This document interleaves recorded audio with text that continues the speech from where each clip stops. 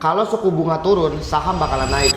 Emang ada hubungannya ya antara suku bunga sama saham? Ya, ini gue pakai bahasa baik ya. Gue nggak bahas teori diskonto atau valuasi yang suku bunga turun saham naik kan. Memang secara teori seperti itu. Tapi kita coba deh ambil sudut pandang dari sisi kalau suku bunga turun, biasanya suku bunga deposito turun. Penurunan suku bunga deposito, orang biasanya males dong nabung deposito. Jadi mereka akan beralih ke aset-aset yang lebih berisiko. Contoh apa? Saham. Dia punya kenaikan 15-20% kalau tahu caranya. Itu yang pertama. Lalu yang kedua, suku bunga turun. Artinya biasanya kalau kita mau pinjam kredit, khususnya pengusaha, lebih suka kredit dengan bunga yang rendah kan? Artinya apa? Ketika kita sebagai pengusaha, kita ekspansi kredit dengan suku bunga rendah, ya artinya banyak pengusaha lain juga akan mengikuti seperti itu. Yang artinya mereka harus bayar bunga lebih rendah lagi.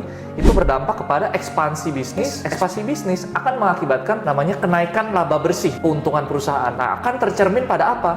Keuntungan per saham. Jadi akan naik, keuntungan per sahamnya itu akan terrefleksi pada kenaikan harga sahamnya. Itu logikanya. Lalu yang ketiga, biasanya suku bunga rendah akan diibaratkan dengan orang-orang seperti kita, individu yang mau minjem uang ke pinjol untuk sengaja beli saham. Itu berpengaruh juga. Memang banyak orang yang menggunakan leverage atau kita bisa bilang daya ungkit dalam membeli sebuah saham. Tapi di sini perlu diingat juga ya, akan ada sisi buruknya kalau saham itu turun. Menutup hutang pinjol akan susah. Tapi biasanya dengan kenaikan atau euforia saham yang naik, banyak yang minjam dengan suku bunga rendah, mereka menganggap kenaikan daripada harga saham bisa menutup hutang pinjolnya. Nah, itu yang menyebabkan aliran uang masuk ke pasar saham, yang menyebabkan harga saham naik. Itu korelasinya.